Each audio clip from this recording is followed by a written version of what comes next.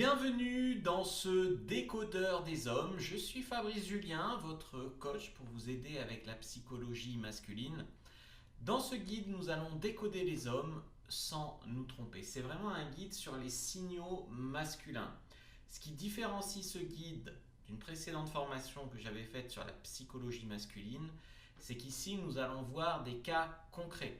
Nous allons voir des cas que vous avez rencontrés, des cas que vous m'avez soumis dans un formulaire pour que je les étudie, et également des cas génériques qui reviennent le plus souvent en coaching.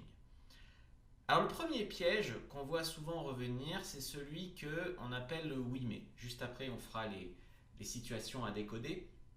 Là, c'est plus à décoder ce que vous ressentez. Oui, c'est vrai que, je sais pas, il n'est pas toujours gentil, mais quand on est ensemble, c'est différent. Oui, mais c'est vrai qu'il a dit qu'il ne voulait pas de relation, mais voilà, il m'a dit qu'il espère tomber amoureux. Oui, mais je sens qu'il y a quand même quelque chose, même si lui il dit que non, je sens qu'il ment et que c'est pas la vérité. En fait, c'est le oui mais. Le oui mais, c'est quelque chose de très fort. Vous allez voir, c'est peut-être un principe de vie. Si un homme vous dit oui mais non, je veux pas de relation, voilà, il faut entendre ce qu'il dit. Il ne faut pas croire que c'est un jeu, que oui, mais il va peut-être finir par tomber amoureux, etc. En fait, quand l'homme vous dit ça, ou quand vous vous dites ça à vous-même, c'est une petite phrase qui vous permet en fait de garder l'espoir. La réalité, elle est têtue. L'espoir, il est là en mode, ouais, il va finir par tomber amoureux. C'est probablement que vous n'avez pas très envie de vous remettre sur le marché, d'aller trouver un homme, même s'il est mieux. Voilà, vous voulez juste que celui-là, ça soit comme vous vouliez. Et ça ne marche pas. En fait, un oui mais qui est bien placé, hein, ça peut vous faire perdre des semaines, des mois, même des années.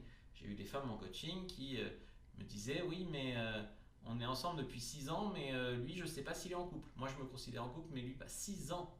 Et après bien sûr quand elle en parle, bah non, évidemment. Donc en fait c'est une situation qui n'avance pas, on est proche du déni dans le oui mais. Donc il faut faire très attention si vous vous dites oui mais lui c'est différent, oui mais là c'est différent, oui mais voilà, le oui mais, oui il a dit ça mais attention. Le deuxième piège, c'est celui de voir des manipulateurs partout. Ça c'est un piège parce qu'il y a eu une grosse propagande là sur les pervers narcissiques, manipulateurs, etc. C'était un vrai commerce pour certains psychiatres. En fait, c'est une idée reçue de croire que les hommes maîtrisent tout, qu'ils calculent tout, qu'ils ne cherchent pas l'amour, que tout ça, qu'ils jouent tout le temps, que c'est tous des narcissiques. Voilà, ça, en fait, ça fait plaisir quand on se fait, ou quand on largue un mec, ou quand on se fait larguer par un mec, de se dire en fait c'était un narcissique. Voilà, ça fait du bien à l'ego. Mais en vérité, il y a plein d'hommes qui sont pas spécialement méchants ou manipulateurs, c'est juste des mecs qui évitent. Ils vont éviter de s'engager, éviter les relations compliquées, éviter les décisions tranchées, genre au cas où il y aurait une autre fille qui voudrait bien de moi, je peux pas y aller parce que j'ai dit à l'autre que je me mettais en couple. Les non, je veux pas de toi, je veux juste baiser, je veux pas de couple. Voilà. Et même des fois, les je suis pas intéressé, ils les disent pas pour pas faire de peine. Alors, il faut savoir comment ça fonctionne, les hommes. C'est pas toujours méchant, tu vois, c'est pas toujours pour faire mal, même si le résultat il fait mal. Souvent les hommes ils laissent les choses exister, tu vois, ils prennent ce qu'il y a de mieux, ce qu'il y a d'apprendre quoi. Et donc par exemple, ben, tu lui plais assez pour baiser mais pas, tu lui donnes pas envie d'une relation, ben, il va pas te le dire parce qu'il sait sinon tu baiseras plus avec lui. Tu vois, donc les hommes souvent ils te donnent un, un peu de ce que tu attends pour que tu sois toujours à leur disposition, mais quand même pas trop parce que généralement ils mentent pas. Généralement un homme il ment pas. Et par contre, il évite, il fait des périphrases, il tourne autour du pot. Il y a des hommes qui mentent parce que je dis, mais généralement, un homme, quand j'ai des hommes en coaching, ils me disent toujours, mais je veux pas lui mentir. Alors qu'est-ce que je dis si je veux pas lui mentir? Mais je veux pas perdre mon plan cul non plus. Tu vois. Donc ça donne des messages ambigus, des comportements irréguliers et une sensation que toi, tu sais jamais où t'en es avec eux. Voilà. Et puis, comme je t'ai dit, il y a aussi le facteur où l'homme, des fois, il sait que la fille, elle commence à s'attacher, il sait que lui, il s'attache pas. Et en fait, son point de vue à lui, c'est je ne veux pas lui faire de peine. Donc des fois même, il continue à voir des filles pour pas lui faire de peine, alors qu'il sait très bien que ça mènera à rien. Alors l'homme intéressé, c'est quand même un paradoxe, ça, c'est que des fois je vois des femmes en coaching qui ont un homme sous leurs yeux qui est bien, qui est intéressé, etc. Et elles ne le voient pas. Et des fois, on voit un homme qui s'en fout complètement, qui les traite mal, et elles se disent oui, mais non, il est sûrement intéressé. Donc il faut vraiment essayer d'arrêter de passer à côté déjà des hommes qui vous apprécient. Déjà, si vous allez piocher dans les hommes qui vous apprécient vraiment, euh, parce que quand en fait on est attiré par des hommes qui s'en foutent de nous, qui sont pas intéressés, qui nous racontent n'importe quoi, ça veut dire quoi? Ça veut dire qu'on a un trauma non résolu, qu'on veut se prouver des choses, que nous-mêmes on veut des hommes qui nous veulent pas, pour être sûr de ne pas être en couple, mais au moins c'est pas notre faute, et puis tout ça. Donc si par exemple c'est tout vous ça, quand vous avez un mec qui pourrait vous plaire, à qui vous plaisez, il se passe rien, et voilà, et quand un mec s'en fiche de vous, vous vous accrochez. En fait, il faut se dire qu'un homme intéressé, un homme bon pour vous, il n'arrive pas forcément avec un grand sourire, des compliments, des SMS tout le temps, sans ambiguïté, tu me plais, je veux être avec toi. Voilà. Et souvent, un homme un peu timide ou même un peu normal, mais parce qu'il y a de l'enjeu, parce que tu lui plais vraiment, eh ben, il est maladroit, il a un humour étrange des fois, ou des fois il dit rien, ou il dit l'inverse de ce qu'il ressent parce qu'il est très très maladroit et très perturbé. Et donc en fait, du coup, ça fait que ce sont les hommes qui s'en fichent un peu de vous, qui sont pas stressés par vous, qui finalement vous draguent le mieux et avec qui vous finissez. Donc c'est un gros paradoxe. Donc il faut quand même voir un peu plus loin que la nervosité des mecs ou la maladresse parce que tu lui plais vraiment. Souvent, vous pensez que l'intérêt masculin c'est de la confiance en soi. C'est un homme qui arrive, je lui plais, il vient me parler. Ça, je l'ai entendu des milliers de fois, des femmes qui disaient oui, mais alors si je lui plaisais, il viendrait me parler. Si je lui plais, pourquoi il n'est pas venu me parler? Tu vois, vous croyez que nous sommes hyper confiants en nous tout le temps. Alors que, honnêtement, on a peur de plein de trucs, notamment du rejet, du regard social, enfin voilà. Et donc un homme qui est vraiment intéressé, eh ben, il hésite, il réfléchit, il sait pas quoi dire, il dit un truc et puis c'est bizarre, il bafouille, il évite, voilà, il attend le moment parfait, ça c'est très masculin aussi, j'attends le moment parfait quand il sera toute seule pour aller lui parler, ah ben j'ai raté le moment parfait, tu vois.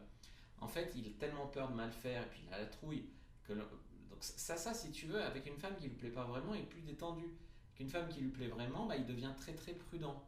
Et là où les femmes se trompent, c'est que vous vous dites, s'il était vraiment intéressé, ça se verrait, il viendrait. Non, non, non, il a la trouille. C'est pas comme dans les films. Il y a beaucoup d'hommes timides, peur du rejet, qui osent pas. Il y en a qui utilisent des stratégies parce qu'ils osent pas, ils pensent que eux-mêmes ne suffira pas, donc ils rajoutent des techniques. Euh, Souvent, en fait, quand un homme est bien intentionné, il est bien, vous en attendez énormément de lui. Et, euh, et après, il y a un mec qui s'en fout, qui vous traite mal, et là, vous inventez des signes qui n'existent pas. Voilà, ça, c'est un petit peu un paradoxe que je vois souvent. Il faut faire très attention avec ça, prendre un peu de recul. Est-ce que je suis pas en train de faire ça quand vous séduisez un homme? Euh, Vous avez souvent de l'intérêt de la part d'hommes bien, mais probablement que ça ne ressemble pas au film ou à ce que vous pensez à quoi ça devrait ressembler. Et donc, ben, vous n'arrivez pas à saisir ça. Alors, le chaud-froid, ça, c'est quelque chose qui crée l'obsession et l'espoir. Généralement, un homme, ben, si tu veux, il n'est pas fin manipulateur ou tout ça, si tu veux. Euh, Il y a des hommes qui utilisent bien sûr des techniques pour vous rendre obsédé, mais généralement, ce sont des hommes qui veulent que vous soyez obsédé par eux parce qu'eux sont obsédés par vous. Vous voyez ce que je veux dire? Donc, il y a des hommes qui font du chaud-froid parce qu'ils n'ont pas assez d'intérêt pour vous. Donc, en fait, quand ils veulent baiser, ben, ils mettent du chaud et puis après, ils s'en foutent, ils mettent du froid. C'est juste qu'ils ne sont pas intéressés. Et puis, il y a des hommes, oui, alors on pourrait dire que c'est de la manipulation, mais ils vous kiffent à fond. Donc, ils utilisent cette technique du chaud-froid pour essayer de faire en sorte que vous soyez obsédé par eux aussi. Euh, mais généralement, quand un mec fait ça, c'est pas un mec qui est en maîtrise de sa drague ou quoi. C'est un mec qui n'a pas le même coup de cœur que toi. Il te garde sous le coude. Toi, bah, peut-être tu regardes cette formation en pensant à lui, donc tu le mets très haut. Lui, il te met pas aussi haut. Tu vois. Donc il faut te dire que un homme, t'as pas besoin de le réparer, t'as pas besoin de lui trouver des excuses, t'as pas besoin de le comprendre parfaitement, t'as pas besoin d'excuser son manque d'investissement en disant ouais le pauvre il est occupé en ce moment, ouais il est comme ça, ouais mais tu vois il y a des hommes qui envoient jamais de texto à une meuf, elle te dit ouais mais il est pas très texto. Non, non. Sinon il ferait l'effort de t'en envoyer de peur de te perdre, tu vois. Donc il faut avoir du discernement parce que comme je disais, vouloir vibrer avec des bad boys ou systématiquement être avec des hommes indisponibles, infidèles, etc., ou violents, ou voilà, c'est quelque chose qui va faire écho à un traumatisme à résoudre en toi qui t'empêche d'être heureuse. Donc ça, il faut bien le comprendre. Alors le cinquième piège, c'est les hommes et les SMS. Penser qu'il n'est pas intéressé parce qu'il t'envoie pas des messages toute la journée, des tu fais quoi toutes les 2 heures, des bonnes nuits avec des cœurs. En fait, tu te dis, ouais, il pourrait m'écrire, ça prendrait 2 secondes, est-ce qu'il pense à moi ou pas. En fait, les hommes et les femmes n'utilisent pas les SMS de la même manière. Alors, moi, je suis un peu une exception parce que j'aime bien écrire, mais la plupart des hommes, non, c'est un outil. C'est factuel. Viens à telle heure, à tel endroit. Voilà, ils font des fois déjà un énorme effort s'ils t'écrivent autre chose. Donc, mais les femmes, souvent, j'ai vu, hein, vous vous écrivez des textos avec vos copines, tout ça, il y a un lien émotionnel permanent, voilà. Et puis les hommes, eux, souvent, ils préfèrent voir plutôt qu'écrire. Donc peut-être que tu as rencontré un mec qui était super en personne, et que quand en fait, tu l'as eu par SMS, tu as donné ton numéro, il est nul par SMS. Reste quand même sur l'impression de lui en personne, plutôt que par SMS. La plupart des hommes sont pas bons par SMS, mais c'est pas ça qui compte. Ce qui compte, c'est comment ils sont en vrai. À part si le mec, tu veux qu'il t'envoie des textos parce que vous êtes en couple ça se fait, et il t'en envoie pas. Tu lui as dit que s'il t'écrivait pas de texto, tu te sentais pas vraiment considéré en couple, que tu aimerais bien qu'il t'en envoie, il n'en envoie toujours pas. Bon, là, c'est un manque de respect. Mais sinon, les hommes ne sont pas bons par SMS. Il faut quand même donner ton mode d'emploi. Et puis, tu sais, lui, il a forcément pas autant confiance en toi que tu l'imagines pour te faire des SMS de déclarations enflammées ou de sexto chaud. Voilà.